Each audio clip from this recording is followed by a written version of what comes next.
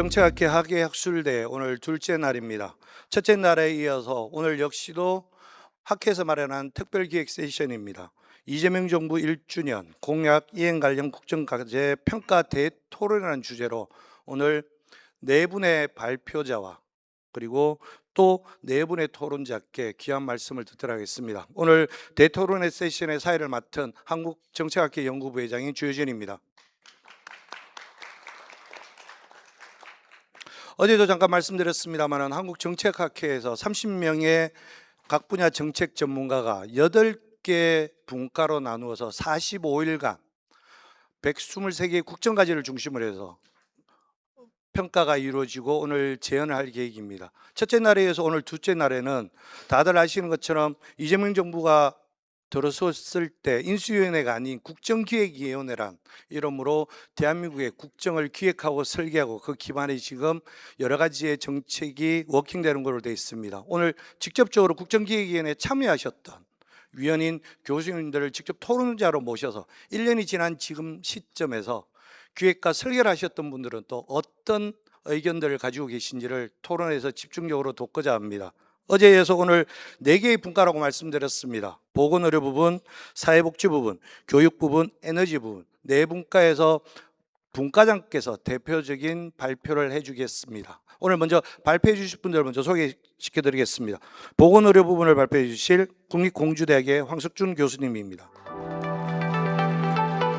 이어서 사회복지 부분에 한국방송통신대학의 조경훈 교수님입니다. 교육문화 부분에 대구대학교의 김민희 교수님입니다. 에너지 부분에 한국외국어대학교의 은재우 교수님입니다. 앞서 말씀드렸습니다. 국정기획위원회에 참여했던 교수님들이라고 말씀드렸습니다. 오늘 현재 한 분이 지금 기차 시간이 연착돼서 조금 늦은 관계로 토론 시간에 맞춰서 오실 것 같습니다. 먼저 참여한 분들부터 말씀을 드리겠습니다. 한국방송통신대학의 윤태봉 교수님 모셨습니다. 그리고 건국대학의 라영재 교수님 오셨습니다. 그리고 총신대학의 김한나 교수님 모셨습니다. 그리고 제일 오른편에 명지대학의 최은순 교수님 오셨습니다. 네, 이제 시작하도록 하겠습니다. 45일간 과연 30명의 대한민국의 정책 전문가가 8개 분야에서 오늘 4개 부분에 대해서 어떤 평가를 하고 어떤 제안을 주고 있는지를 이제 시작하도록 하겠습니다. 먼저 보건의료 부분에 황석준 교수님께 첫 발표를 부탁드리겠습니다. 예, 안녕하십니까. 방금 소개받은 국립공주대학교 행정학과 황석준이라고 합니다. 저희 보건의료 분과는 경기대학교 남재영 교수님, 그 다음에 차의과대학의 박수현 교수님, 그리고 카톨릭 관동대의 최유영 교수님, 그리고 저희 4명이 저희 정책학회 산하에 있는 보건의료 특별위원회의 의견도 받아서 이 관련된 보건의료 분과 관련된 공약을 평가하였습니다.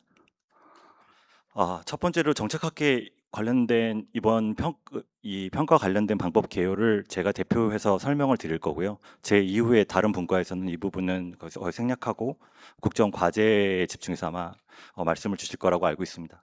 그다음에 저희 보건의료 분과와 관련된 국정과제별 평가에 관련해서 설명을 간략하게 드리고 종합평가 및 재원과 관련돼서 말씀드리도록 하겠습니다.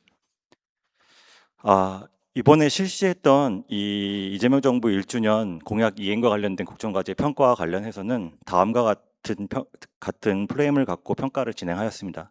평가 대상을 선정하였는데 취임 1년을 맞이하여서 각 분과로 나눠서 저희가 분과 같은 경우는 보건의료와 관련된 국정과제들 중에서 공약 이행과 특별히 관련이 있다고 생각한 국정과제들을 선택해서 진행하였고, 저희 분과 같은 경우는 그런 기준이 필요 없었던 게 보건의료 분과는 5개의 국정과제가 전부였고 이게 전수였기 때문에 저희는 분과에서 분야별로 과제를 선정하지 않고 전수에 대해서 평가를 했습니다. 평가 방법은 5개 지표를 중심으로 뒤에 설명드릴 5개 지표를 중심으로 7점 척도로 평가를 하였고요. 지표별 평점 근거와 관련돼서는 여러 가지 의견들을 받아서 저희가 정리를 하였습니다.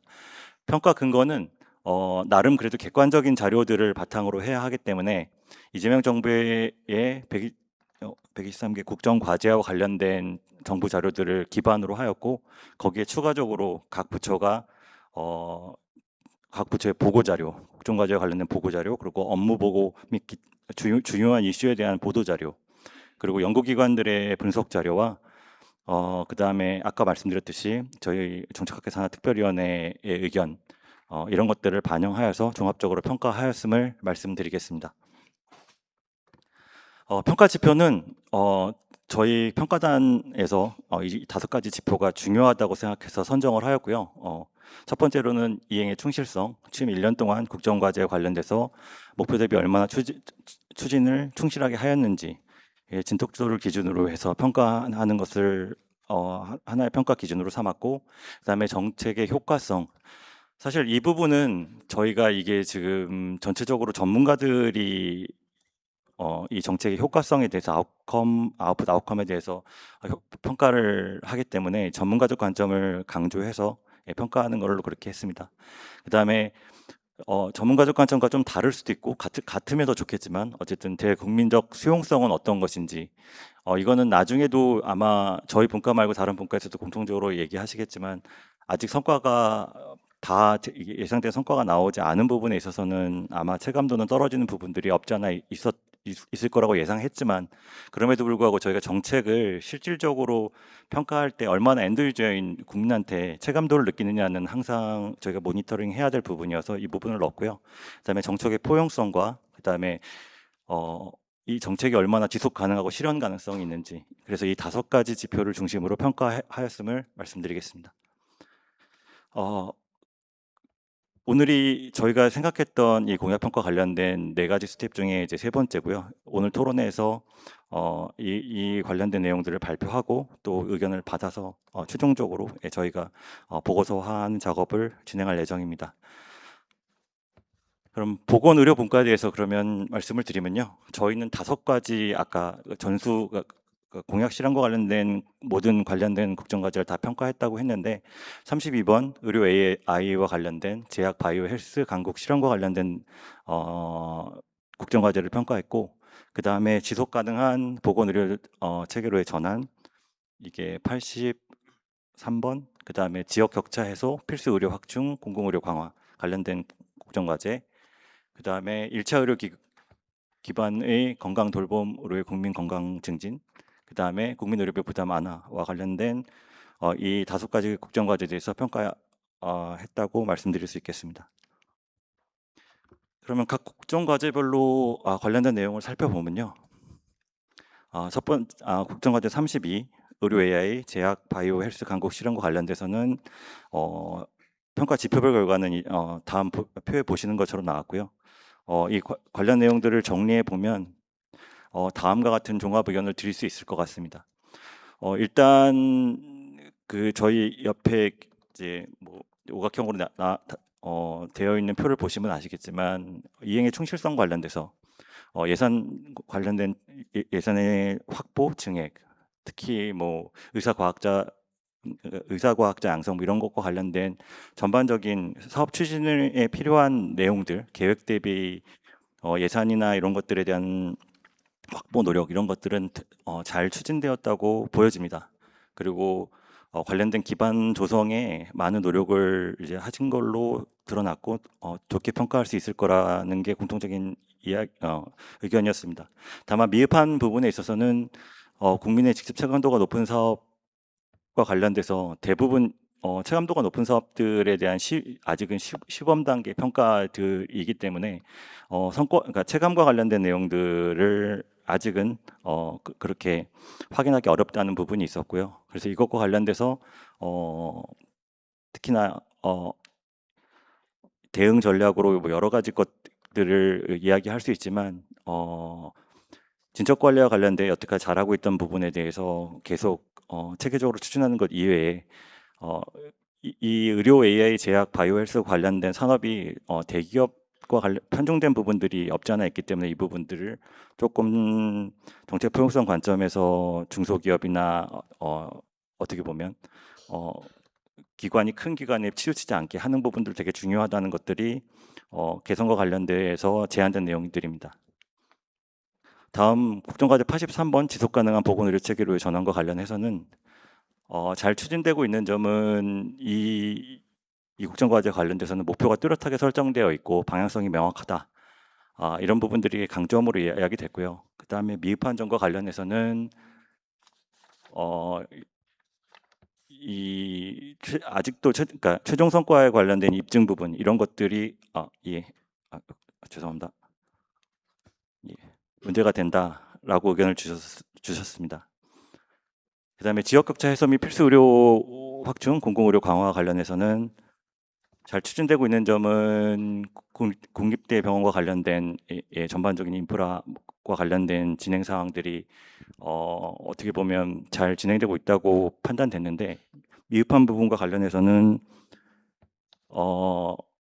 현장과의 불신 이런 부분들에 대한 얘기들이 굉장히 많았고요. 그래서 이런 것들을 잘 추진하려면 의료계와의 신뢰 회복과 관련된 부분에 신경을 써야 된다라는 의견들이 대표적으로 많았습니다. 그다음에 1차 의료 기반의 건강 돌봄으로 국민 건강 증진과 관련해서는 이 잘 추진되고 있는 점과 관련해서는 여러 가지 다양한 부분에 대한 사업 설계들이 그래도 기본적으로 잘 되어 있다. 미흡한 점과 관련해서는 국민 체감성과 관련된 내용이 제한된다는 부분들이 이야기되었고, 그다음에 국민 의료비 부담 완화와 관련해서는 실질적으로 부담이 완화되는 것에 대해서 이제 어떻게 보면 기반적인 측면에서는 잘 준비가 되고 있는데 그것과 관련해서 아직 핵심공학과 관련된 사업들이 아직 시행이 본격적으로 되지 않은 단계여서 이 부분에서는 우리가 이게 실질적으로 우리가 원하는 정책 효과를 낼 수 있을지에 대해서 의구심이 든다라는 지적이 많았습니다. 그래서 종합적으로 말씀을 드리면 전반적으로 착수는 이루어졌으나 체감은 할 수 없다. 체감은 늦다. 전형적인 어떻게 보면 모든 공약과 관련돼서 지금 이 시기에 이제 이야기될 수 있는 부분이라고 생각이 들고요. 대신 그렇지만 만약에 공약이 잘못되었다면 사실 이 시기가 제일 고치기도 수정하기도 제일 좋은 시기여서 저희가 한 번쯤 이런 것들을 정리해 볼 필요가 있지 않나라는 생각이 듭니다. 그다음에 정책 효과성과 지속 가능성이 각 과제별로 좀 틀린 부분이 있어서 아까 국정과제 32번 같은 경우는 이제 산업 관련된 부분이기 때문에 어떻게 보면 계획된 대로 계획이 잘 됐다면 거기에 실제로 집행하는 데 있어서 실수나 저희가 생각하지 않은 부작용이 발생하는 확률이 적은데 뭐 의료인과의 신뢰 구축이나 실질적으로 사람이 움직여야 되는 과제 관련해서는 사실 정책 효과성 부분에 있어서 다양한 개입되는 변수들이 많아서 이 부분을 좀 고려해야 한다는 생각이 들었고요. 그다음에 정책 포용성과 관련돼서는 그래도 이 분야 자체의 특성상 전체적으로 잘 고려되어 있다라고 판단을 했었습니다. 그래서 저희 분과에서 국정 2년차 관련돼서 종합적인 제언을 드리면 국민 체감을 중심으로 한 전략과 성과 관리를 좀 고도할 필요가 있다. 국민들이 언제 성과가 나올지에 대해서 되게 많이 관심이 있기 때문에 그래도 저희가 퀵인 과제라고 해서 빨리 성과를 보일 수 있는 과제는 빨리 보게 해서 이 정책이 제대로 이 지금 정부가 한 정책이 성과 있는 정책이구나라는 것들을 느끼게 해주는 게 필요하다고 생각이 들고요.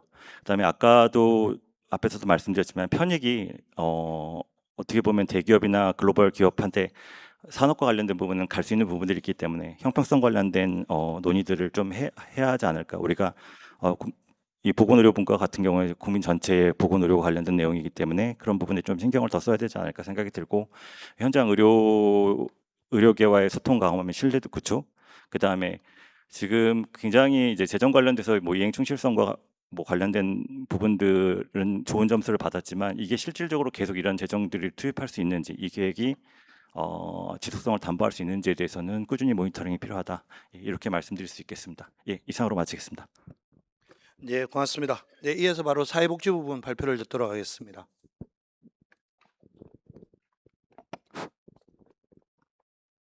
네, 안녕하십니까. 사회복지 분야 발표 맡게 된 방송통신대 조경훈이고요. 저희 사회복지 분과 같은 경우에는 저와 그다음에 국립군산대 황창호 교수님 그리고 이제 사회복지 전공하시는 방송통신대 사회복지학과 박정민 교수님 그다음에 중부대 오형규 교수님 이렇게 평가에 참여를 하였습니다. 시작하겠습니다. 앞서 평가 개요는 앞선 발표자께서 말씀을 주셨으니까 넘어가도록 하겠습니다. 네, 저희 이제 평가 대상 같은 경우에는 단순히 이제 그 사회복지 외에도 관련된 연관 분야까지 좀 포함을 해서 사업이 좀 많습니다. 그래서 11개 과제고요. 그래서 이것을 4개 분야로 재구성을 해 보았습니다. 그래서 저소득층과 장애인, 즉 취약계층에 대한 안전망에 대한 부분을 이제 국정과제 77번과 79번이 여기에 해당하는 것으로 구성을 했고요. 그다음에 아동, 청소년, 가족에 대한 어떤 가족 전체에 대한 사회적 지원에 대한 국정과제가 87, 88, 그다음에 동물에 대한 부분까지 80번까지 이렇게 포함이 됐고요. 청년과 여성, 이제 자립과 평등이라고 하는 대표적인 분야의 국정과제로서 89번, 97번, 그리고 98번 이렇게 포함을 했습니다. 그다음에 또 중요하게 고려돼야 될 노인 및 은퇴 세대에 대한 관련된 국정과제가 78번, 90번, 91번입니다. 그래서 제한된 시간 내에 빠르게 좀 설명을 드릴 수 있도록 노력해 보겠습니다. 네.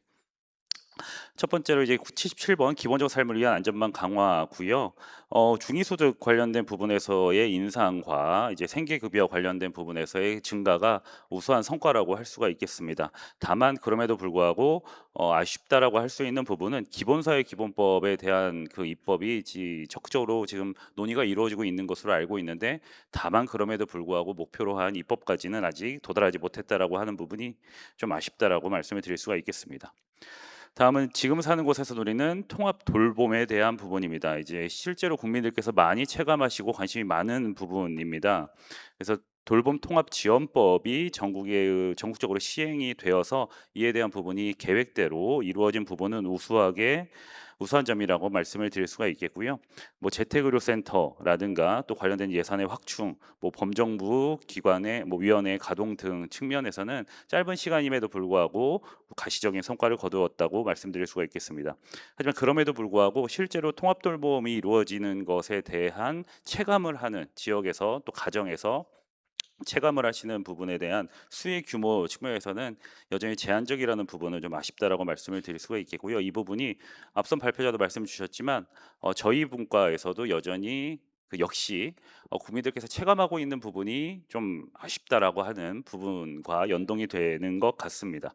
또 이에 대한 부분에서 지속 가능적인 측면에서의 재원을 안정적으로 확보하는 부분 같은 경우도 좀 관심을 기울여야 할 부분이라고 생각이 됩니다. 다음은 장애인 삶의 질 향상 및 기본권 권리 측면입니다. 장애인 권리 보장법이 제정된 것에 대해서는 이제 다시는 이제 후퇴하거나 역진하지 못하고 이제는 앞으로 더 나아갈 수 있는 제도적 토대를 마련했다라고 하는 측면에서는 우수한 성과를 거두었다라고 말씀을 드릴 수가 있겠습니다. 다만 그럼에도 불구하고 주간 활동 서비스 확대 같은 가시적인 성과는 여전히 체감이 좀 제한되는 정도의 그런 효과라는 부분에서는 역시 이제 목표와 집행에 간극이 좀 있다라고 하는 부분이 있고요. 국가 책임제 종합 계획 같은 경우도 좀 더 적극적인 노력이 필요하다, 이렇게 말씀을 드릴 수가 있겠습니다. 다음은 아이 키우기 좋은 출산, 육아 환경 조성에 대한 부분입니다. 아동수당법에 대한 개정이 이루어졌고요. 그다음에 어떤 지급이라든가 뭐 이러한 부분이 적극적으로 이루어져서 실제로 이행과 또 이 부분에 있어서는 국민들께서 체감하고 있는 부분까지도 좀 우수한 성과라고 말씀을 드릴 수가 있겠습니다. 네, 그래서 결과적으로 최근에 뭐 많이 소식을 들으셨겠지만 합계 출산율이 이제 그래도 조금 올라갔습니다. 하지만 이 부분과 관련하여서 여전히 미흡한 부분이라고 한다면 뭐 여러 이제 이런 지급된 것이 현금 지급이라든가 하는 부분에서의 좀 머물러 있는 부분이 있고, 공공산후조리원이나 뭐 관련된 전문기관 등 이 같은 인프라 측면에서는 좀 더 적극적인 노력을 경주할 필요가 있다라는 부분. 그 다음에 출산율 반등과 관련해서는 다양한 어떤 분석이나 해석이 가능할 수 있는데, 이 부분이 사실은 이 1년 만에 제도적 노력으로 그 결과가 나타났다라고 해석을 하기에는 사실 좀 무리가 있죠. 그래서 그런 측면에서는 지속적으로 관심을 기울여야 할 분야라고 생각이 됩니다. 다음은 노후 보장 관련된 연금제도 개선입니다. 많은 국민들께서 이에 대해서 좀 사회적 갈등까지는 아니지만 그래도 관심을 가지고 여러 좀 논의가 있는 것으로 알고 있습니다. 모수 개혁에 대한 후속 이행이 완결되고 뭐 국무무 출산 크레딧 등 관련된 부분에서의 제도적인 진척이 있었다라고 말씀을 드릴 수가 있겠고요. 관련된 뭐 기금 수익률 같은 경우에도 뭐 다양한 그 외생 변수가 있지만 그래도 아주 우수한 성과를 거두었다라고 말씀을 드릴 수가 있겠습니다. 다만 그럼에도 불구하고 퇴직연금 의무화나 기금 운용 개선, 뭐 국가 재정 역할 강화 등 이러한 부분에서는 여전히 좀 더 적극적인 노력이 필요하다라고 말씀을 드리고요. 지금 현재 뭐 모수 개혁 관련된 부분에서는 전임 국회에서 좀 많이 논의가 이루어졌던 부분이고 뭐 단기간에 이것이 1년 만의 노력으로 어떻게 사회적으로 뭐 논의를 배출해내고 그것에 따라서 뭐 다음에 후속적인 제도를 탁탁 만들어내는 것이 적절하다고 사실은 보기는 어렵죠. 그래서 좀 더 장기적인 관점에서 논의가 필요한 부분이기 때문에 1년의 평가에 해당하는 것으로는 좀 아쉬운 부분, 아쉽다라고 하기보다는 이제 어쩔 수 없는 부분이 있는 것 같습니다. 다음은 인구가족 구조 변화 및 그다음에 은퇴 세대 맞춤형 지원 관련된 부분입니다. 노인 일자리 관련된 부분인데요. 노인 일자리에 대한 그 지급이 역대 최대 규모라는 부분은 우수하다고 말씀을 드릴 수가 있겠습니다. 그래서 이제 뭐 관련된 부분에서 고독사 위기 대응 시스템 관련된 부분에서도 논의를 이제 좀 제도적인 노력을 기울이고 있고요. 하지만 실제로는 여러 실제 현장에서 이행되는 부분에서의 편차가 좀 있어서 체감되는 부분은 좀 제한적이다. 특히 이제 고독사 사망자 같은 경우에는 수치가 오히려 좀 안 좋아지는 부분 같은 경우를 보았을 때 좀 더 많은 노력을 기울여야 하겠다 말씀을 드릴 수가 있겠습니다.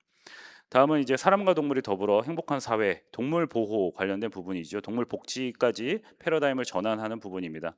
관련된 이제 국민들의 인식 전환은 이미 상당한 수준이라고 이제 생각이 되고요. 관련된 제도적인 부분에서의 노력, 특히 최근에 관심이 많은 동물병원 뭐 진료비 정보 공개라든가 뭐 부가세 면제 확대 등 이러한 부담을 완화시키는 조치는 뭐 의미가 있다라고 볼 수가 있겠습니다. 하지만 그럼에도 불구하고 공공동물병원이라든가 뭐 취약계층, 농어촌 지원 같은 부분에서는 다소의 격차가 있다라고 하는 부분은 아쉽다라고 말씀을 드릴 수가 있겠습니다. 아동 청소년 부분입니다. 아이돌봄, 뭐 양육비 선지급, 뭐 위기 청소년 상담 같은 경우에는 실제로 가시적인 그 성과가 도출되었다라고 하는 부분에서 아주 우수하게 이루어졌다라고 할 수가 있겠습니다. 다만 실제로 이것이 지역 간에서의 어떤 격차 또 그로 인해서 각 가정에서 이를 체감하는 부분에서의 어떤 좀 어려움 같은 경우에는 좀 더 노력을 기울여야 하겠습니다. 청년의 정책 참여 확대와 기본생활 지원 같은 경우에는 청년 정책 기본 계획이라든가 어떤 뭐 여러 청년에 대한 뭐 미래 적금 같은 것들도 있고 다양한 제도가 적극적으로 고려가 되고 있죠. 그래서 뭐 청년위원회에 대한 의무화 등 참여형 거버넌스에 대한 부분도 우수한 것으로 평가를 할 수가 있겠습니다. 다만 실제로 이러한 그 정책의 추진임에도 불구하고 청년층에 대한 이제 정권 및 여당에 대한 지지가 충분히 호의적이지 않은 부분에 대해서는 좀 근본적인 고민이 필요한 것 같고요. 이거 어떠한 방식으로 지원을 해야 되는지에 대해서 그들의 목소리를 좀 더 들어야 한다라고 하는 부분은 고려가 필요할 것 같습니다. 성평등 관련 부분입니다. 성평등 가족부를 출범을 했고요. 관련된 전담부서 확대 등 제도적인 기반을 조직적인 기반을 마련을 했고요. 뭐 여러 세일센터라든가 경력단절 예방에 대한 부분도 노력을 하고 있습니다. 하지만 그럼에도 불구하고 뭐 성별 인구 격차 같은 경우에는 사실은 어느 정도 신뢰할 수 있는 그런 그 데이터 인지에 대해서는 좀 고려가 필요하긴 하지만 그럼에도 불구하고 여전히 고용평등 공시제에 대한 부분이라든가 또 성평등에 관련된 사회적 갈등 부분에 대해서 좀 더 관심을 기울여야 할 것으로 생각이 됩니다. 여성의 안전 및 건강권 관련된 부분은 뭐 디지털 성범죄, 스토킹, 교제 폭력 등 관련된 여러 폭력 관련된 부분에서 지원 체계가 많이 강화되었다라고 평가를 할 수가 있겠습니다. 네, 그럼에도 불구하고 실제 폭력 발생 자체의 감소 효과가 유의미하게 이루어지고 있는가에 대해서는 실제 체감할 수 있는 수준까지 조금 더 관련된 지표를 모니터링할 필요가 있다라고 여겨집니다. 네, 과제가 많다 보니까 시간이 많이 지났는데요. 간단하게 말씀을 드리겠습니다. 종합평가 같은 경우에는 이제 보통을 상회하는 수준의 전반적으로 우수하다라고는 말씀을 드릴 수가 있겠습니다만, 앞서 이제 발표된 보건의료 분과와 마찬가지로 이행 충실성의 측면에서는 상당히 우수하다고 볼 수 있지만, 상대적으로 국민 체감도 관련된 부분에서는 좀 아쉬운 측면이 있습니다. 그래서 이를 기반으로 이제 이건 분야별 경국 결과를 따로 요약한 것이고요. 2년치 국정과제를 위한 제언으로는 이제 실제로 국민들의 삶의 변화에 어떠한 기여를 할 수 있는가라는 부분에서 단순히 여러 가지 제도의 개수를 바꾼다거나 뭐 수치를 바꾼다거나 그런 것도 좋지만, 실제로 국민들이 삶에 대한 변화를 느끼고 공감하고 또 그것을 바탕으로 삶의 만족이 향상되는 그러한 삶의 변화 관리까지도 좀 고려가 필요하고, 관련된 여러 지표들에 대해서 여기 이제 보여드리고 있는 것처럼 뭐 꼭 이런 것이 아니더라도 뭐 요양병원 입원율이라든가 고독사에 대한 감축률이라든가 청년 고용률, 뭐 이러한 부분, 노인 빈곤율 같은 부분에서의 지표를 조금 더 관심을 기울여야 할 부분이 있고요. 재정에 대한 지속 가능성 부분은 사실은 이 분야에 대해서는 항상 관심을 기울여야 할 부분인 것 같습니다. 이것이 한번 이렇게 제도가 되면은 역진하기 어렵고, 이것이 국가 재정적으로 계속적인 부담을 가져올 수 있고, 또 관련된 연금 개혁 같은 경우에는 사실은 이제 엄청나게 좀 장기적인 관점에서 좀 고려가 될 필요가 있기 때문에, 그런 부분에서의 사회적 합의, 또 이제 좀 더 체계적인 분석과 고려가 필요하다라고 생각이 됩니다. 네, 여기까지 발표 마치겠습니다. 감사합니다. 예, 고맙습니다. 예, 바로 이어서 교육문화 부분에 발표를 부탁드리겠습니다. 예, 안녕하십니까. 교육문화분과의 발표를 맡은 대구대학교 김민희 교수입니다. 저희 교육문화분과는 저 외에 세 분의 교수님이 참여를 해주셨는데요. 송경옥 조선대학교 교수님이 교육 분야 같이 평가해 주셨고, 황현희 경성대학교 교수님, 그리고 장봉진 대구 한의대 교수님, 이제 두 분이 문화 분야의 평가를 담당해 주셨습니다. 저희 교육문화 분야에서도 그 평가 대상 국정과제를 발굴을 했는데, 과제 수가 너무 많고 또 국정과제가 좀 이질적인 것들이 있어서 그 교육 분야의 대표 국정과제 안에 있는 세부 과제를 선정하는 방식으로 진행을 했습니다. 그래서 표에 보시면 국정과제 55, 99, 100, 101, 102의 과제가 있었고, 각각의 2개씩의 대표 과제를 대표성, 입증 가능성, 국정기조 정합성, 국민 체감도 기준으로 선정을 하였습니다. 문화 분야는 그 4개의 103, 104, 105, 107번 과제에서 각각 2~3개씩 해서 총 10개의 세부 과제를 선정을 했습니다. 그래서 전체는 저희는 다 교육부와 문화체육관광부 과제였기 때문에 이제 동일한 과제로 부서별로 진행을 했습니다. 첫 번째, 우리 잘 알고 계시는 국정과제 서울대 10개 만들기 과제에 대해서는 가장 낮은 점수를 받았는데요. 예산을 확보하고 법제는 새로 개편을 해서 기반을 마련했지만, 실제 재정 투입이 대학 재정의 질 향상으로 이어지는 경로를 여전히 확인하기는 어렵습니다. 그리고 파급 경로도 미검증되어 있어서 앞으로 취약 그 성과 관리를 확실히 높여야 한다는 개선 사항이 있었고요. 또 두 번째, 잘 알고 계시는 라이즈 재구조화와 사립대학 구조 개선법 시행 과제에 대해서는 라이즈를 앵커 체계로 전환하고 사립대학 구조개선법 시행령을 완료하였습니다. 그래서 이행 충실성은 높게 나타났지만, 다만 이제 이 과제 역시 실제로 어떤 성과가 무엇인지 어떻게 나타나야 하는지에 대한 합의는 아직 이루어지고 있지 않고 보이지가 않아서, 앞으로 지속적인 점검, 모니터링, 또 사립대학 구조개선법에 따른 이제 통폐합 폐교대학의 안정적 관리가 필요했습니다. AI 디지털 시대 미래인재 양성은 초중고와 대학으로 구분해서 교육부가 추진을 하고 있는데요. 실제로 AI 디지털 교과서가 교육 자료로 전환되면서 이제 그거에 따른 법령은 일괄적으로 정비를 했고, 또 교육기본법에 AI 교육의 국가 책무 조항이 신설되는 어떤 법 제도 기반은 마련했지만, 어떤 인재를 어떻게 기를지에 대한 목표는 체계는 아직 정립되어 있지 않습니다. 교원 연수도 굉장히 낮은 수준이어서 앞으로 개선할 부분이 한 4~5가지 정도로 나타났고, 특별히 재원 확보가 큰 관건입니다. 대학 AI 인재 양성에 있어서도 다양한 사업을 통해서 지금 양성 규모를 확대하고 있습니다만, 이 역시 총 몇 명의 인재를 어떻게 기를 건지에 대한 양성 목표, 또 국가 수요 추계 같은 것들이 부족해서 앞으로 이런 목표를 설정하고 또 대학 내에서 다양한 트랙을 개발해야 하는 과제가 있었습니다.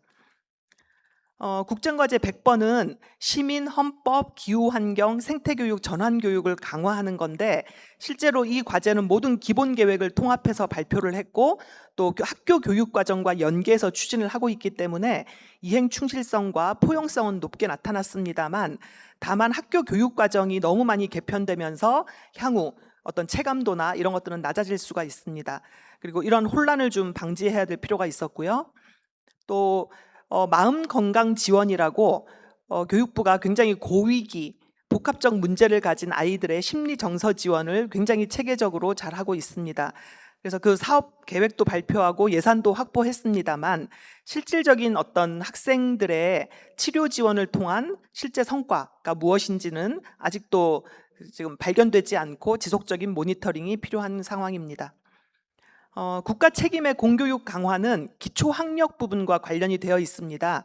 그래서 교육부가 기초학력을 높이기 위해서 다양한 포털을 개선하고 센터를 설치하고 많은 노력을 기울이고 있습니다만 여전히 지표 개선이 이루어지지 않고 있어서 또 느린 학습자, 부진 학생들 이런 대상별로 맞춤형 지원이 굉장히 많이 필요한 상황입니다.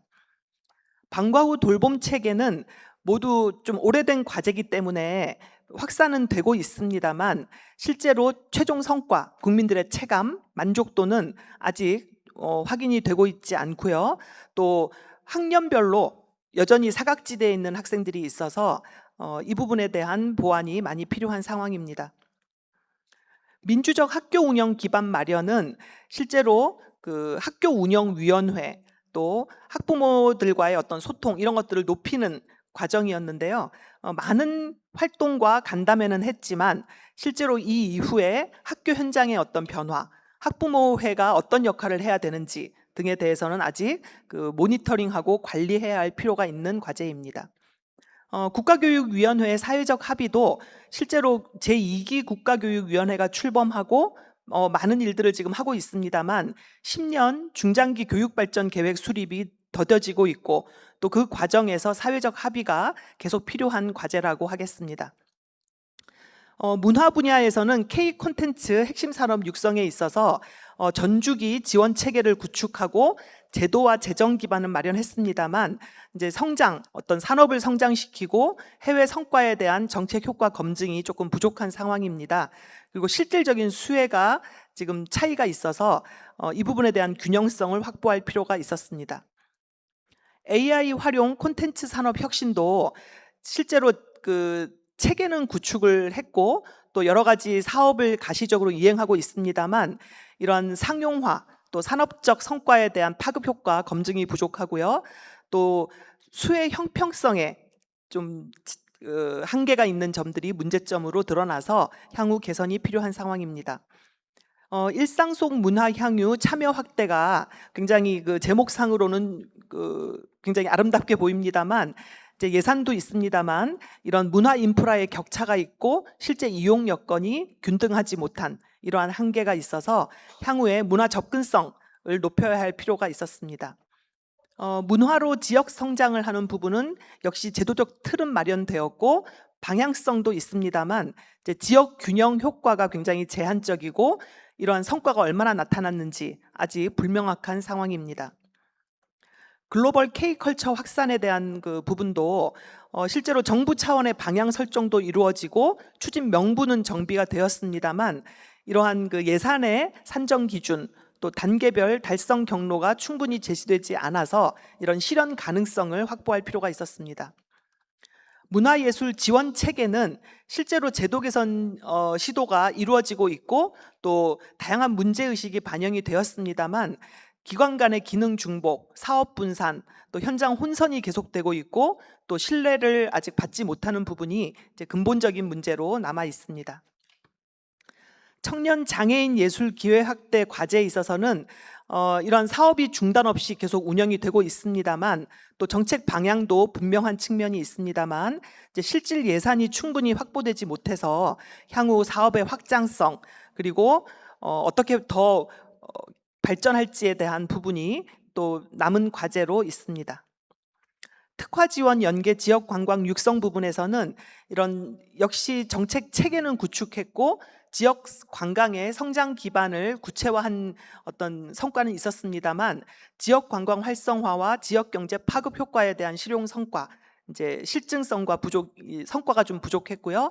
또 지역 간 관광 역량의 격차가 좀 아직도 여전히 있는데 이거로 인해서 좀 지속될 가능성이 높게 나타나서 개선이 필요해 보였습니다.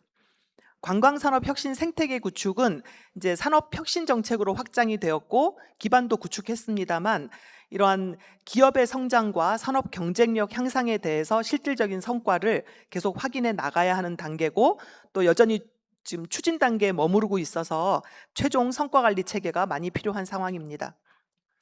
누구나 누리는 관광 환경 조성에 있어서는 실제로 관광 환경을 여러 가지 숙박 할인권, 근로자 휴가 지원과 연계해서 함께 잘 추진을 하고 있고 또 체감도를 확보하려고 하고 있습니다만 이제 수의 격차가 발생할 가능성이 높고 또 관광 수요와 지역 소비의 지속성이 좀 불확실한 상황이어서 여러 개선 사항들이 나타났습니다. 굉장히 저희는 교육문화분과는 20개 과제가 진행되다 보니까 상당히 양이 많아서 좀 빠르게 지나갔습니다만 종합적으로 정리해 보면 이제 교육 분야는 한 보통 수준으로 저희가 평가를 했습니다. 아직까지 제도는 기반 마련했고 법은 개정되었지만 실제로 그 성과나 이런 체감도 부분이 아직 사회적 합의 부분도 높아지지 않아서 향후 이제 국민이 체감하는 성과로 전환하는 것이 가장 관건이라고 보았고요. 그래서 그거를 위해서 결과 중심의 성과 관리, 안정적 재원 확보, 목표 체계 정립, 사회적 합의, 국민이 체감할 수 있는 성과로 발전하는 4가지 제언을 드렸습니다. 문화 분야에 있어서도 한 보통 수준으로 저희가 평가를 했고요. 이제 정책 목표와의 연계성을 통해서 지속적인 관리가 이루어질 필요가 있었고 이제 역시 문화 분야도 결과 중심의 성과 관리 강화, 정책 효과 검증 체계, 또 수혜 형평성과 접근성 보완, 지역 확산과 사후 지속 가능성 확보가 굉장히 중요한 향후 과제라고 저희가 제언을 드렸습니다. 예, 교육 분야 여기까지 하겠습니다. 교육 문화 분야였습니다. 네, 고맙습니다, 김 교수님. 마지막으로 에너지 부분 발표를 듣도록 하겠습니다. 네, 에너지 분과 보고 드리겠습니다. 에너지 분과는 유니스트의 김효민 교수님하고 저 이렇게 둘만 있는데요. 에너지 분과는 과제 3개를 분석을 했습니다.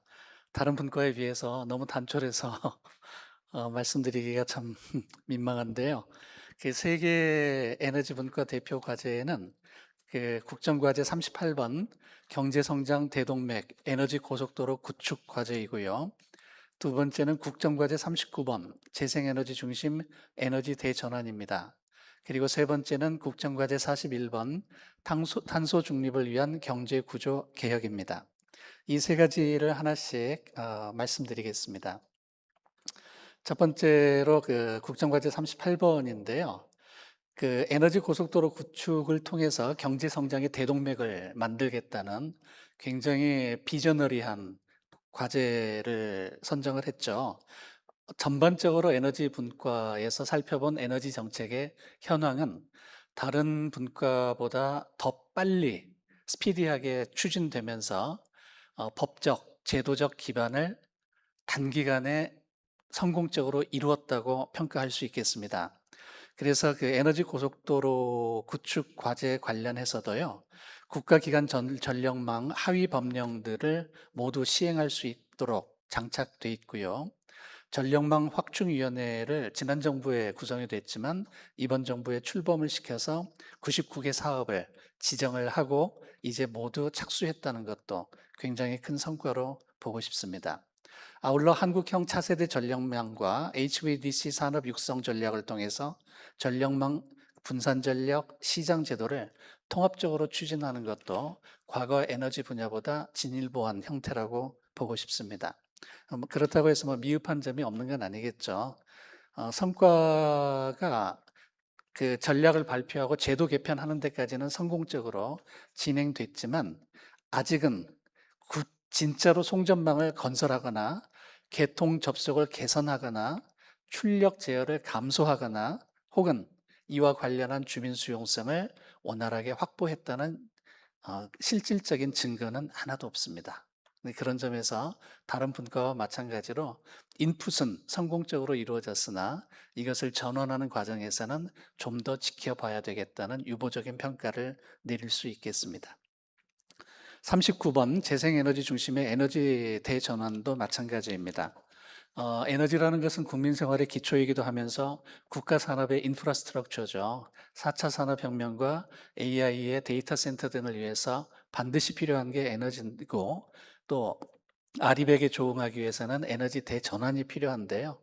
실제로 재생에너지 기본계획과 2030 100기가와트 목표를 제시하면서 에너지 전환을 위한 작업을 충실하게 진행하고 있는 것은 명백합니다. 이 점은 이번 정부가 가시적인 성과를 낼 것으로 기대하고 있는 면이기도 한데요. 그렇지만은 이런 태양광 보급 증가와 같은 긍정적인 면에도 불구하고 일개 분기 성과만으로는 중장기 성과를 측정하기가 너무 이른 것도 사실입니다. 그래서 전력망 부족이라든지 입지 갈등이 만연해질 우려가 있는 것, 그리고 해상풍력으로 인한 어업 갈등이 새로 생겼죠. 또 국내 공급망 제약이 지속되는 것들은 39번에 관련된 명백한 한계라고 말씀드릴 수 있겠습니다. 탄소 중립을 위한 경제구조 개혁은 사실 앞선 두 가지 과제보다 덜 낙관적이라고 말씀드릴 수 있겠습니다. 감축 경매나 저리용자 공급망 탄소 파트너십, 산업 GX 플러스 R&D와 그린 리모델링을 결합한 산업 탄소의 정책 수단을 폭넓게 마련하는 것은 명백한 기여입니다. 그렇지만 이 성과가 지원 액수나 기업 수나 대상 선정과 같이 정량적 지표에 지금 집중되어 있죠. 그러다 보니 실제 감축량이 얼마인지 측정할 길이 없습니다. 설비 가동률도 정확하게 알 수가 없고요. 투자 추가성, 노동자, 지역사회 전환 지원 성과는 전반적으로 불확실합니다. 이런 부분들을 명확하게 개선시켜 나가지 않으면 국정과제 41번은 그다지 낙관적이지 않다고 생각을 합니다. 종합평가 말씀드리겠습니다. 에너지 분과는 전반적으로 제도화가 충실하게 이루어져서 단기간에 긍정적인 효과들을 산출할 수 있는 분야로 낙관해도 괜찮을 것 같습니다. 다만 국민 체감도와 정책 포용성이 함정이 될 수 있습니다. 국민 체감도라는 것은 특별히 이제 전기료, 에너지 지금처럼 에너지 사용량이 많았을 때의 우려되는 블랙아웃 이런 것들을 미연에 막아야겠죠. 그러나 전기료 상승은 장기적으로 불가피하고 제때 공급망을 설치하지 못할 경우에는 또 다른 블랙아웃도 우리가 감수해야 된다는 점에서 사실 국민 체감도는 민감한 지표로 관리할 필요성이 있다고 보여집니다. 정책 포용성도 그다지 낙관적이지는 않습니다. 왜냐하면 현재도 비용을 부담하는 지역과 주민들은 계속 비용을 부담하고 있고요.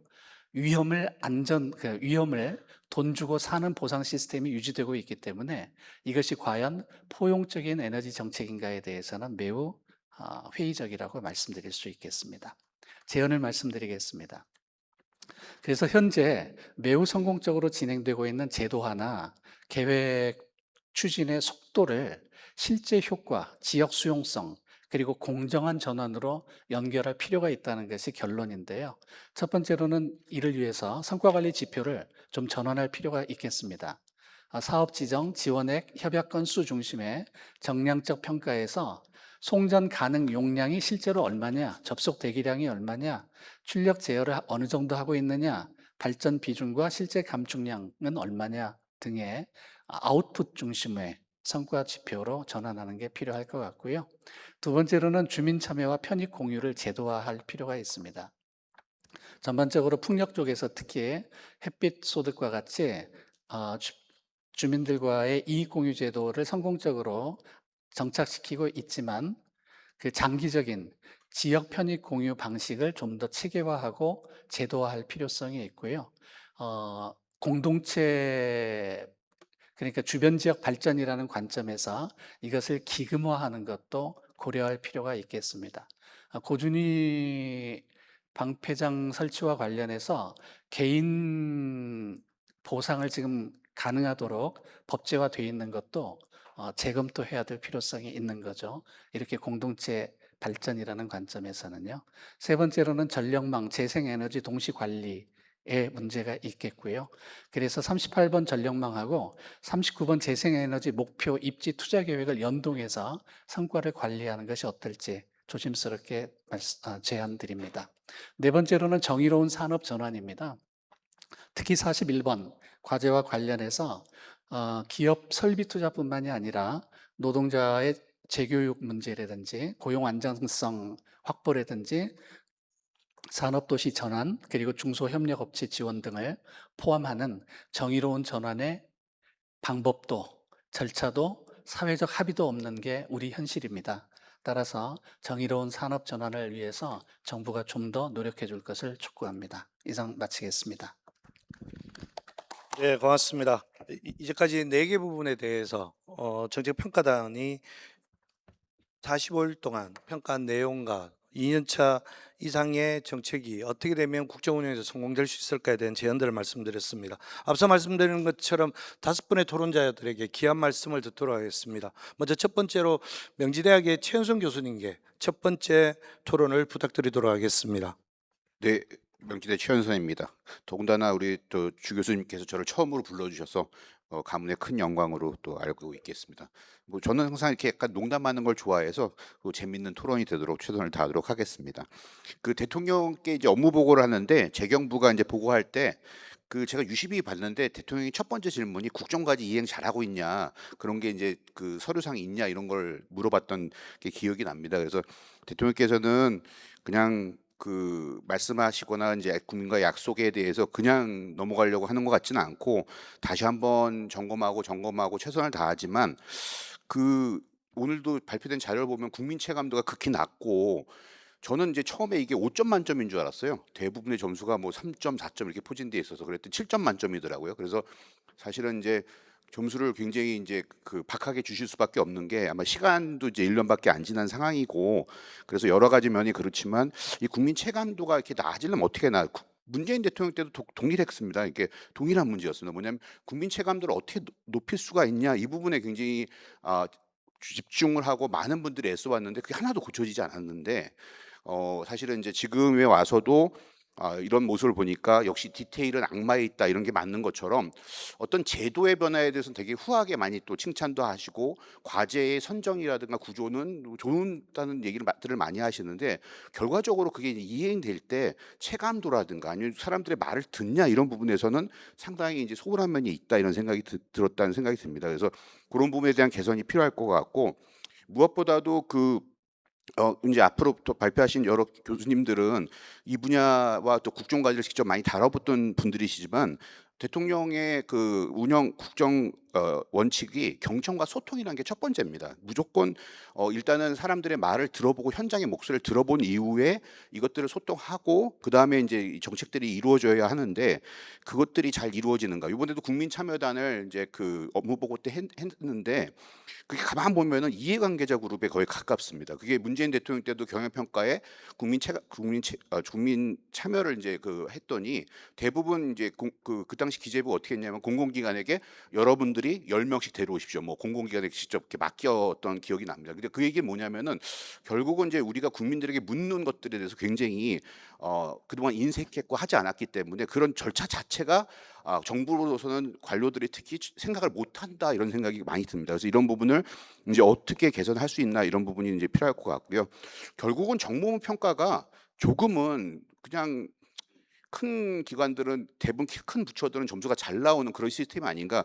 제가 정보원 평가 이렇게 문재인 대통령 때 지금 좀 이따 말씀하신 라영재 교수님께서 이제 그때 국조실에 계셨는데 저도 이제 참여를 해서 이제 기재부 걸 한 적이 있는데 뭐 이런 거 지금 얘기해도 되겠죠? 너무 낮은 점수를 줬다고 제가 아주 그 곤혹을 치른 적이 있습니다. 그러니까 저는 못해서 이제 되게 낮은 점수를 줬거든요. 그랬더니 막 난리가 난 거예요. 그러니까 기재부를 감히 뭐 이런 식의 그런 게 많이 왔어요. 그래서 생각해 보면 정보 평가를 어떻게 하는 것이 좋은가라는 생각이 갑자기 들고 제일 아마 이제 여기 평가단이 정말 잘하신 것 같아요. 왜냐하면 제한된 자료를 가지고 굉장히 이제 세심하게 보셨는데 사실은 이제 국정과제가 나오면 그 한 페이지가 아니라 그 뒤에 이행 계획서가 있고 경우에 따른 부록까지 붙여서 이제 그게 다 나왔는데 그런 게 공개되지 않습니다. 이제 지금 뭐냐면은 이걸 절차적으로 또 언제까지 해야 되는 걸 다 일일이 기획위원회에서 했음에도 불구하고 그런 것들이 국민들에게 알려지지 않으니까 이것들이 잘 이렇게 되고 있는지 안 되고 있는지 확인할 방법이 없는 것이죠. 사실 그런 문제는 해결해야 된다. 이거는 우리가 정보 공개를 신청해야 되나? 뭐 제가 신문고에 신청을 해야 되나 이 정도 생각이 들 정도로 그 자료를 모르겠습니다. 우리 주효진 교수님이나 또 이석환 회장님께서 그 자료를 이제 보셨는지 모르지만 그런 자료들이 있어야지만 그래도 학자들이 평가하는 방식이 좀 달라지지 않을까 이런 생각이 들고 무엇보다도 저는 계속 문제의식을 느끼는 게 절차와 형식에 빠져 있는 우리나라의 정부의 일하는 방식이 가장 큰 문제이고 특히 이제 대통령이 얼마 전에 일하는 공무원은 다치지 않게 하는 게 최우선이다. 이게 사실은 요번 주에 발표를 그렇게 말씀하셨거든요.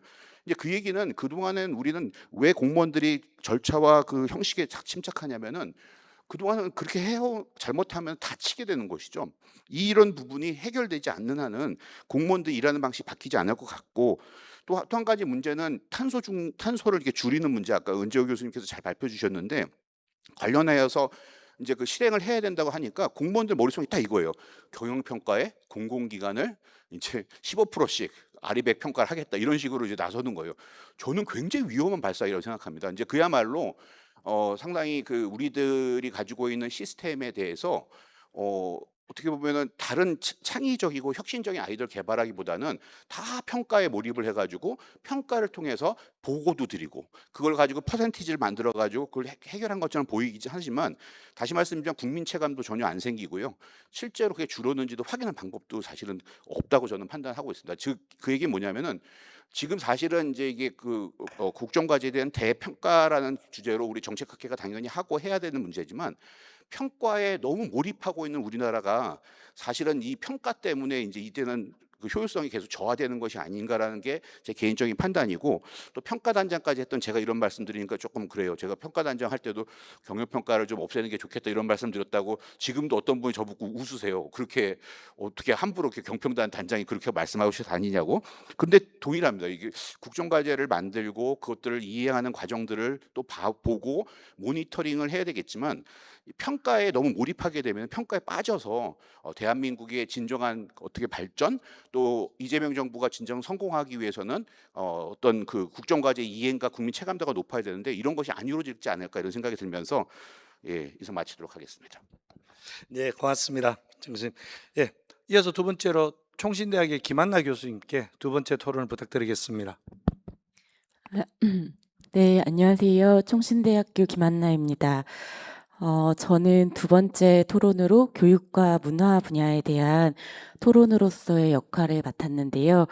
앞서서 사회자이신 주효진 교수님께서 말씀해 주신 것처럼, 작년 이맘때쯤에 이제 국정기획위원회라는 곳에서 사회 이분과의 전문위원과 또 같이 겸하여서 대변인실에서 같이 근무하면서 근무는 아니죠. 네, 역할을 하면서 사실상 다른 분과에서 해나가는 것들을 좀 참여할 수 있는 기회를 가졌었습니다. 그래서 조금 요 두 가지의 역할을 함께 경험상에 녹여내서 요 부분에 대해서 토론을 할 수 있도록 하겠습니다.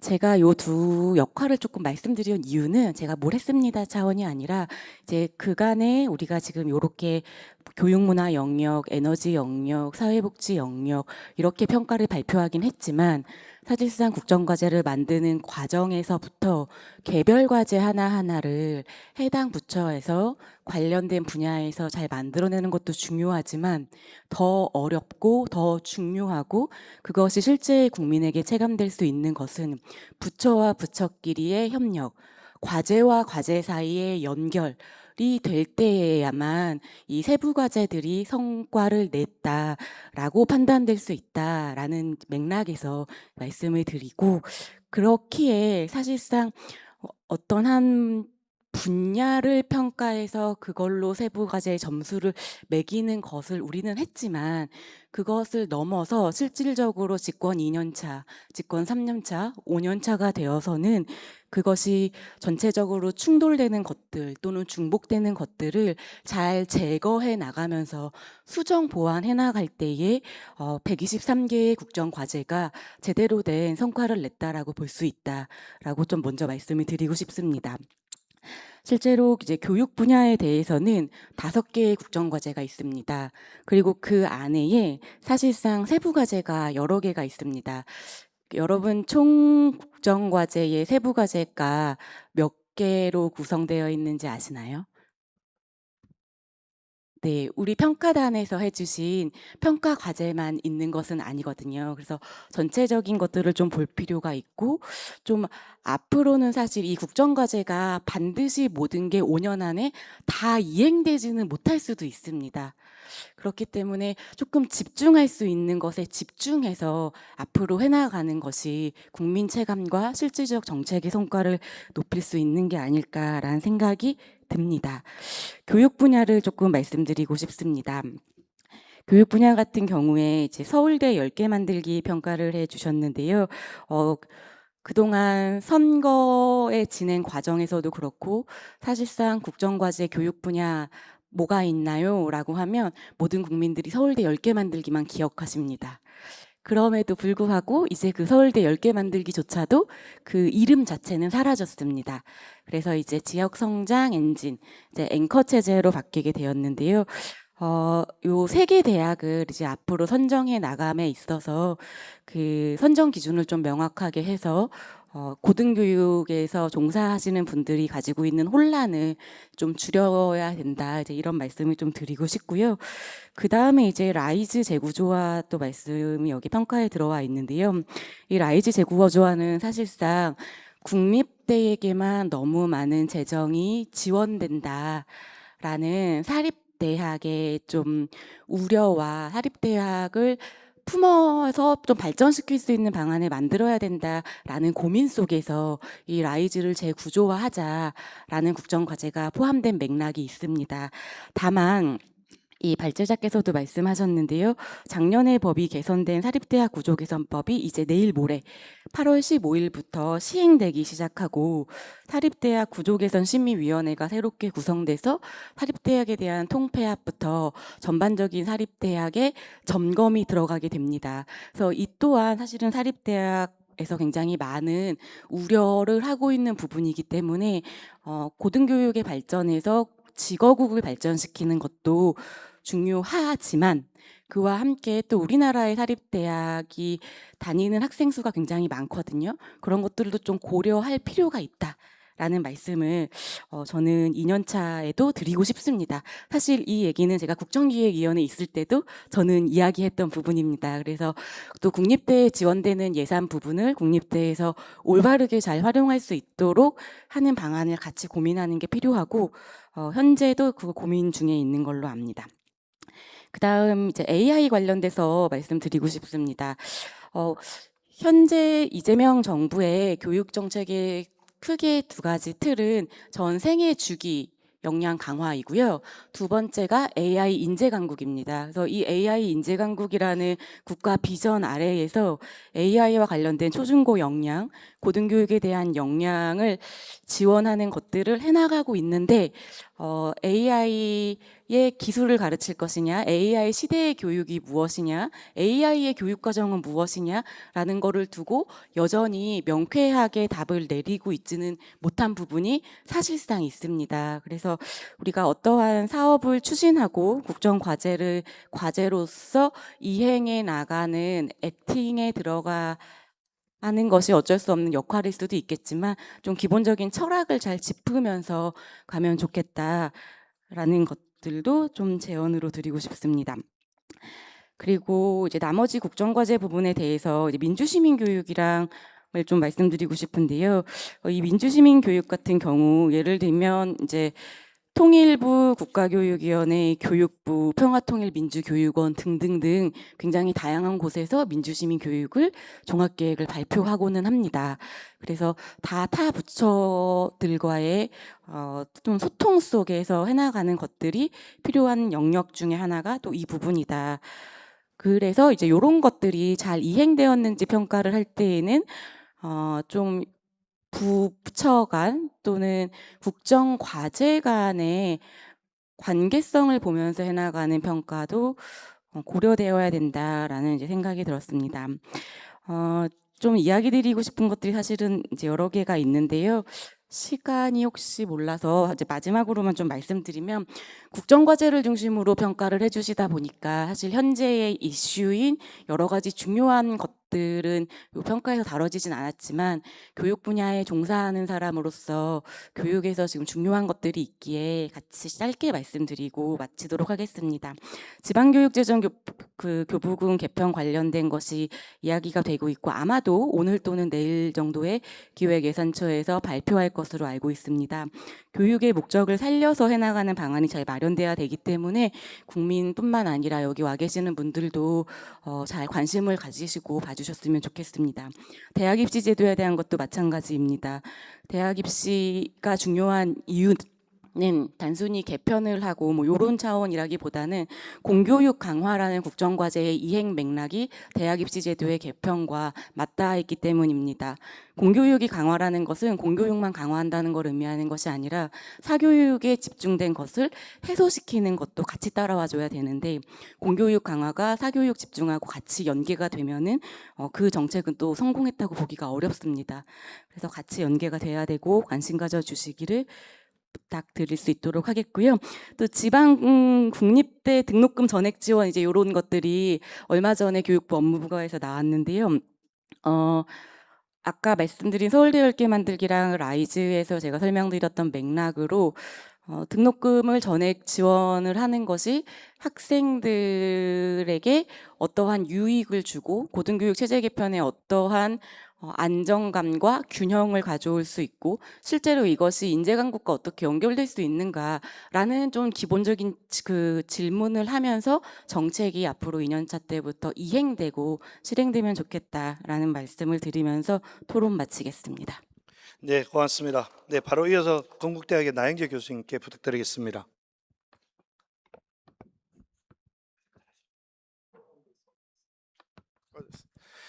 네, 건국대학교의 나영재입니다. 어떤 토론을 해야 할까요? 라는 고민을 했습니다. 근데 아까 최현성 교수님이 힌트를 주셔서 국정기획위원회에 저는 기획분과에 있었는데요. 그 경험을 얘기하는 거는 1년뿐이 안 됐는데 좀 부담스럽고 그래서 제가 19년부터 21년까지 3년 동안 국무조정실의 평가관리관으로 정보업무평가, 정책조정, 대통령 지시사항 이행관리를 한 경험을 가지고 말씀드리는 게 오히려 더 적절하지 않을까 생각합니다. 그 4개의 분과에서 발표한 전체 내용은 충분히 예견될 수 있는 것이었고 지금 현 정부의 시간이 이제 1년뿐이 안 지났기 때문에 그게 정책의 효과나 만족도로 이행하기에는 시차가 좀 짧은 것 같고 두 번째 테크니컬한 건데 아마 교수님들은 아까 김한나 교수님이 말씀하셨는데 123개 국정과제 별로 아까 제일 처음 발표하실 때의 국정과제 이렇게 뭘 보셨을 거예요. 한 장짜리 보셨는데 거기에 평가 내용, 세부 과제 내용이 보통 4개에서 5개씩 있기 때문에 그 당시에 발표한 게 564개 실천 과제가 아마 발표됐을 거예요. 그러니까 하나의 과제당 4개에서 5개의 실천 과제 또 이행 과제, 아까 최현성 교수는 이행 로드맵 뭐 이렇게 뭐 여러 개를 불러요. 그런데 저희 때는 실천 과제라고 불렀는데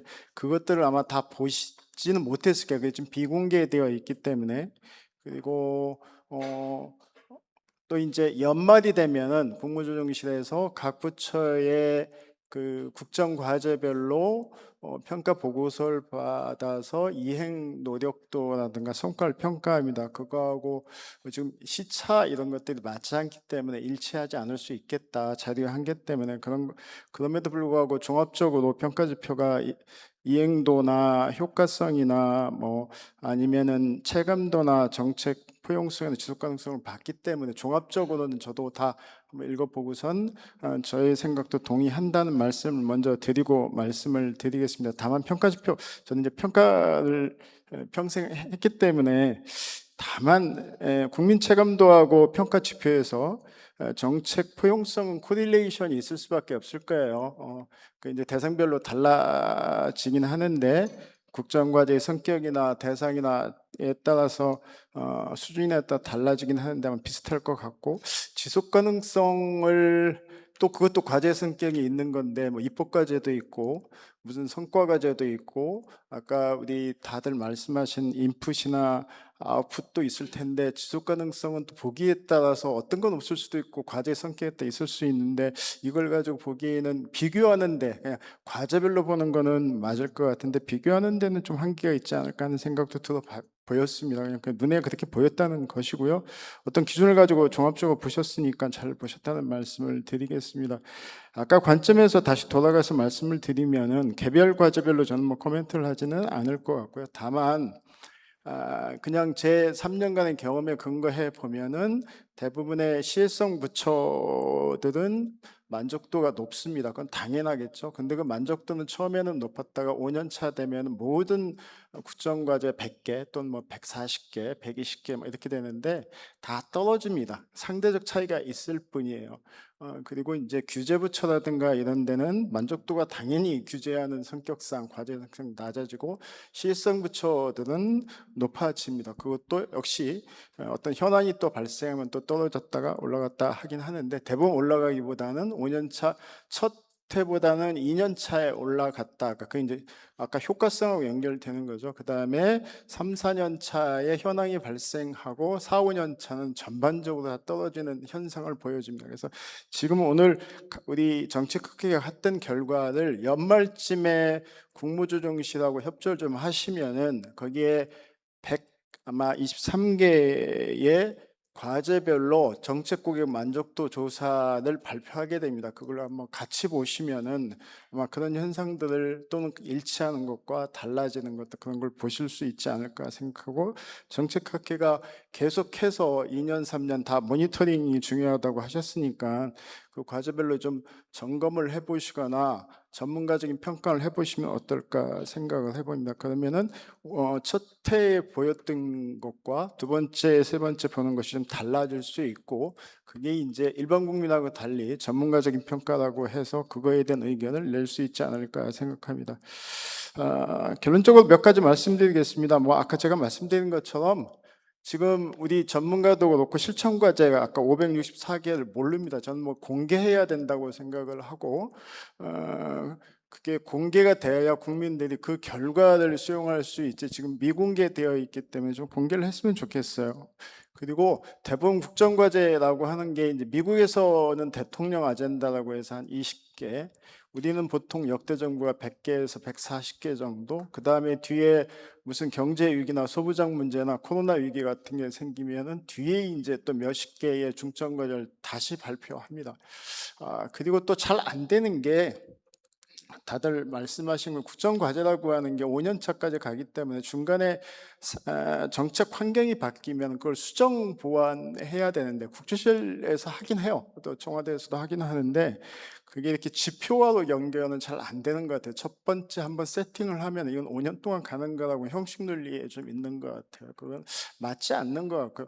어떻게 5년 전에 만든 정책의 목표, 지표가 5년간 가겠어요. 환경이 바뀌고 또 이해하는 것도 있고 그런 것이고, 또 하나는 이제 이걸 관리하는 테크니컬한 문제에서 어떤 문제가 입법 과제들이 많아요. 왜 그러면 국정과제는 우리 김한나 교수님 말씀하신 것처럼 부처들이 이제 대부분 자기들이 하고 싶은 새로운 정부의 국정 방향에 맞게 가져오고 그게 이제 국정이나 외부 전문가들 의견을 반영해서 논의를 하는 방식으로 이제 결정을 하는데, 그러다 보니까 짧은 시간 내에 하다 보니 대부분 부처의 의견을 반영할 수밖에 없는 구조입니다. 그래서 물론 아주 큰 방향은 대통령 선거 등 중요한 과정에서의 공약 등을 반영하지만 대부분 디테일한 과정은 그걸 거치기 때문에, 지금 이 얘기는 무슨 말씀을 드리려고 하냐면, 그 부처가 고유하게 새 정부에서 하고 싶은 과제를 넣다 보니까 첫 번째 과제가 입법 과제거나 시스템이나 무슨 기반 조성 과제들이에요. 물론 되게 중요하죠. 정책에서는 되게 중요한데, 대부분 이제 평가하시는 분들은 성과나 아웃컴이나 결과나 체감도를 얘기하는데 이게 괴리돼요. 입법 과제라고 하는 건 결국 법률을 통과한 건데, 국민들이 보기에 법률 통과하고 그게 효과가 나타난 거하고 별개의 문제. 법률은 그냥 첫 시작일 뿐입니다. 그래서 그런 게 좀 불일치하는 측면이 있어요. 그러니까 이게 국정의 목표라고 해서 정부의 목표가 입법이 중요할 수 있죠. 근데 국민들은 보고 싶은 건 입법도 중요하지만 그거에 대한 체감도와 성과를 더 중요하게 생각합니다. 이거는 집권 후반기에 더더욱 그렇습니다. 그러니까 앞에 이런 약속을 했는데 뭐가 좋아졌지? 그리고 또 김한나 교수가 말씀하신 것처럼 대부분 국정과제는 앞에 주간부처, 협력부처 이렇게 되어 있는데 다부처 과제들이 많아요. 아까 이게 청소년, 무슨 보건의료 등등의 이런 것들이 다부처 과제이죠. 예산 많이 넣었는데 일자리가 만들어졌어요? 청년주택이 좋아졌어요? 이런 문제에 직면하게 됩니다. 다부처 과제를 어떻게 할지가 가장 중요하고, 이런 것들 평가에 반영하는 것들이 좀 잘 안 됩니다. 그러니까 결국은 이런 게 종합돼 버리면 5년, 4년 차, 5년 차 되면은 국민들은 앞에 약속할 때의 이행도, 그 다음에 그거의 만족도는 높아졌지만 4, 5년 차 되면 이제 그런 걸 묻는, 그 성과가 뭐예요?라고 이제 물어보게 되면은 낮아질 수밖에 없는 구조적인 한계를 가지고 있습니다. 역대 정부가 그랬고요. 이 정부는 이제 1년 차이기 때문에 이런 것들 반면교사 삼아서 좀 수정하면은 훨씬 더 좋아지지 않을까 생각합니다. 이상 마치도록 하겠습니다. 감사합니다. 예, 고맙습니다. 예, 마지막으로 한국방송통신대학 윤태병 교수님께 부탁드리겠습니다. 네, 안녕하십니까. 방송통신대 윤태범입니다. 짧게 말씀드리도록 하겠습니다. 앞에 아마 여러 토론 선생님들이 말씀하신 거라 일부 중복되는 부분도 있을 것으로 생각이 됩니다. 우선 첫 번째로는 굉장히 어려운 작업을 이번에 하셨습니다. 아마 여기 계신 모든 분들은 크고 작은 다양한 평가 경험을 갖고 있는데 그 평가 자체가 쉽지 않은 작업인 거죠. 그런 맥락에서 굉장히 어려운 작업을 하셨다는 생각이 들고요. 그 다음에 두 번째로는 평가를 제대로 적정하게 하려면은 평가를 할 수 있는 충분한 자료가 준비가 돼야 되겠죠. 그런데 그 자료가 그렇게 쉽게 넉넉하게 평가자가 만족할 만한 정도로 정보가 쉽게 확보되지는 않습니다. 그런 아주 어려운 환경 속에서 이 평가 작업이 이루어졌기 때문에 그 부분도 굉장히 긍정적으로 평가를 할 수 있고요. 그리고 앞부분에 평가 방법 설명해 주신 것처럼 상당히 체계적으로 구성을 해서 작업을 했습니다. 평가 결과가 제대로 나왔는지 안 나오지는 별개의 문제로 이렇게 준비 과정과 그 다음에 방법 등등에 있어서 굉장히 공을 많이 들였고, 그 결과를 말씀해 주셨다는 부분에 있어서 이 작업에 참여하신 분들에게 학계의 한 사람으로서 경의를 표합니다. 이 작업이 이번 한 번으로 끝나는 것이 아니고 앞으로도 아마 계속 될 것으로 생각이 되고요. 앞으로 좀 더 이 평가가 좀 더 개선되고 좀 나아지려면은 어떤 부분이 좀 고민돼야 될까, 그런 부분 몇 가지 말씀드리도록 하겠습니다.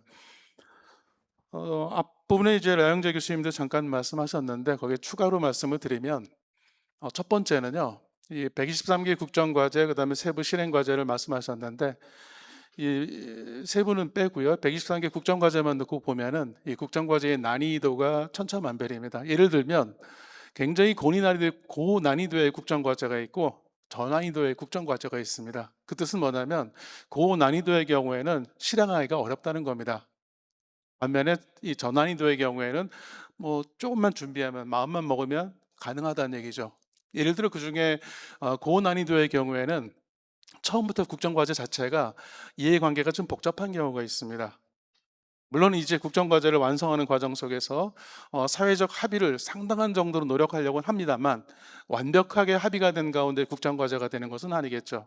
그런 맥락에서 국정과제가 확정되었을 때 그때부터 이제 본격적인 이해관계가 노출되는 경우가 참 많습니다. 굉장히 전략적으로 그 정부 입장에서는 중요한 과제임에도 불구하고 굉장히 많은 이해관계의 어떤 존재, 그다음에 그 갈등 뭐 이런 것들 때문에 중요한 과제임에도 불구하고 굉장히 공을 많이 들였음에도 불구하고 오늘 평가에서 이루어진 것처럼 그런 성과가 쉽게 나오지 않는 경우도 있다는 얘기죠. 그러다 보니까 한 5년 동안 진행하면서 당초 기대했던 게 안 나옵니다. 자, 그러면 그 과제는 실패한 것인가? 그렇지는 않죠. 그 과제가 5년 동안 공을 들이면서 사실은 굉장히 중요한 토대를 만들어내는 겁니다. 그 토대가 잘 만들어져서 그것이 그 다음 정부의 좋은 성과로 빨리 나타날 수 있는 그런 토대도 동시에 만들어지기 때문에 우리가 하나의 정책을 국정과제를 평가함에 있어서 이미 다 말씀하신 겁니다만은 우리가 기대하는 표면적인 성과가 있습니다만은 좀 더 시간을 길게 보면은 정말 의미 있는 그 성과의 어떤 토대를 만들어내는 경우도 있다. 그런 말씀을 좀 드리고요. 그다음에 또 하나는 이미 앞에서 이제 라영 교수님 잠깐 말씀하셨습니다만은 이제 1년 차입니다. 국정과제의 특성에 따라서 다 다르긴 하겠습니다만은 1년 차에 성과가 비교적 쉽게 나타나는 과제가 있고요. 2년, 3년, 4년 걸리는 과제가 있다는 얘기죠. 5개의 지표를 갖고서 이제 국정과제를 평가를 하고 합산을 해서 이제 점수를 매기지 않습니까? 저는 그 생각을 해봤습니다. 예를 들면 1년 차에는 첫 번째 지표인 이행 실적, 이것의 가중치를 좀 더 높여보는 게 어떻겠는가? 나머지 어떤 체감이라든지 다른 부분에 대한 가중치를 좀 낮춰보는 겁니다. 왜냐하면 정부 입장에서 본다면 여기 행정학 공부하신 많으시니까요. 이 공직자의 일하는 방식이라고 하는 건 첫 번째는 법입니다. 법이 없으면 움직이기가 힘들죠. 법이 없으면 조직이, 인력이, 예산이 태워지지 않습니다. 그러니까 무슨 일을 하려면 특히 새로운 정부가 출범을 해서 새로운 국정과제를 힘차게 끌고 나가려면 어쩔 수 없이 첫 해는 그 제도적 기반입니다. 대표적인 게 만약에 법이 없다면 법을 만들어야 되죠. 법 만드는데 굉장히 많은 시간 소요되지 않습니까? 그것이 이루어지지 않는다면 예산을 태울 수가 없어요. 계획을 세울 수가 없습니다. 그러니까 첫 해는 대부분의 과제들이 아무래도 그 기반 구축에 집중할 수밖에 없다는 얘기죠. 그러면 체감, 효용, 지속 이거는 이제 그 다음으로 넘어가게 돼 있습니다. 그렇게 본다면 첫 해는 가급적이면은 이 어떤 인프라와 관련된 부분의 가중치를 좀 높여주고 2년 차에는 가중치를 좀 더 변화시키고 그리고 마지막에 4년 차, 5년 차에는 인프라는 이제 빼버려야 됩니다. 아예 삭제를 하고 효용성에 대한 체감에 대한 지속에 대한 그런 부분으로다 이 가중치 배분을 조정하면은 아마도 상당한 정도의 평가 변화가 생기지 않을까, 결과에 대한 변화가 생기지 않을까 그런 생각을 한번 해봤습니다. 그래서 이미 나와 있는 평가 결과에 대해서 잠정적으로 한번 그 가중치 변화를 한번 이미 결과는 나왔습니다만은 한번 가정을 해서 가중치를 조금 조정을 해보면 그러면 평가 결과가 조금은 달라지지 않을까, 그것도 한번 저희가 임시적으로 해볼 여지가 있지 않을까라는 생각이 듭니다. 아까 라영재 교수님이 굉장히 중요한 말씀을 해주셨습니다. 첫 해는 그나마 국정과제에 대한 몰입도가, 집중도가 굉장히 높아집니다. 그러나 시간이 지나면서부터 굉장히 많은 이벤트가 발생을 하죠. 그 이벤트가 굉장히 결정적이면 국정과제에 대한 몰입과 동력은 떨어지게 되어 있습니다. 대표적인 게 우리 지난번에 경험했던 코로나 아니겠습니까? 만약에 이 정부에서도 코로나와 같은 전염병이 발생하게 된다면 국정과제에 대한 중요도, 집중도 현격하게 떨어지거나 교체되는 것이 정상적이라는 겁니다. 그래서 말씀하신 것처럼 우리가 한번 정한 국정과제가 계속 갈 수는 없기 때문에 그런 국정과제가 1년 차에 갖고 있는 국정과제의 환경, 2년 차, 3년 차는 상당히 다르기 때문에 아마도 다음에 우리 정책학회에서 평가를 하신다면은 그런 부분도 충분히 반영해서 한다면은 훨씬 수용성이 높은 그런 평가 결과가 이루어지지 않는가라는 생각이 듭니다. 마지막으로 짧게 하나 말씀을 드리면은요. 김대중 정부 때하고 노무현 정부 때의 경험인데요. 거기에 정부 마지막에 이제 평가와 관련된 백서를 만들지 않습니까? 거기에 두 가지 관점을 집어넣습니다. 하나는 뭐냐면 소위 내부자 관점이라고 그래서 저도 국정과제에 관여하거나 직접적으로 참여하거나 했던 분들이 쓰는 평가 의견이 있고 또 하나의 의견은 외부자의 관점이라고 해서 직접 관여하지는 않았지만 관심을 갖고 들여다본 분들의 관점이 들어간 평가 내용이 있습니다. 두 가지가 있죠. 두 가지 간의 갭 차이가 있습니다. 그러나 그 갭은 굉장히 의미가 있는 것이죠. 왜냐하면 정책을 만들고 자세히 들여다본 분들이 가지고 있는 평가의 관점과 좀 더 떨어져서 중립적이고 객관적인 관점에서 보는 평가의 내용은 상당한 차이가 있을 수 있다. 위정자 입장에서 본다면, 정부의 입장에서 본다면 오히려 후자, 바깥에 있는 좀 더 중립적이고 객관적인 시각 속에서 비록 그 평가 결과가 속으로는 아쉽다 하더라도 그러한 관점을 적극적으로 수용하는 것이 국정과제의 완성도를, 실행의 완성도를 높이는데 좀 더 많이 기여하지 않을까, 그런 생각을 마지막으로 가져왔습니다. 이상입니다. 네, 고맙습니다.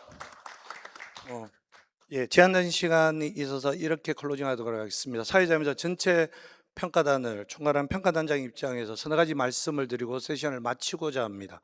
첫 번째는 왜 1주년인데 평가를 하느냐. 우리들은 이렇게 얘기합니다. 모든 일이 잘 되려면 첫 단추를 잘 끼워야 된다. 그것이 저희 정책평가단의 출발점이었습니다. 1년 차라고 하지만 첫 단추가 어떻게 끼워졌는지, 그렇다면 그것이 혹시 수정이 돼야 되는 건 아닌지를 평가해 보고자 조심스럽게 1주년이라는 시차에서도 정책평가단이 운영되었다는 걸 말씀드리고 싶습니다. 두 번째로, 앞서 토론자들도 발표자도 말씀하셨습니다만 123개 국정과제 554개 실천과제 또는 이행과제라고 저희가 지칭을 합니다.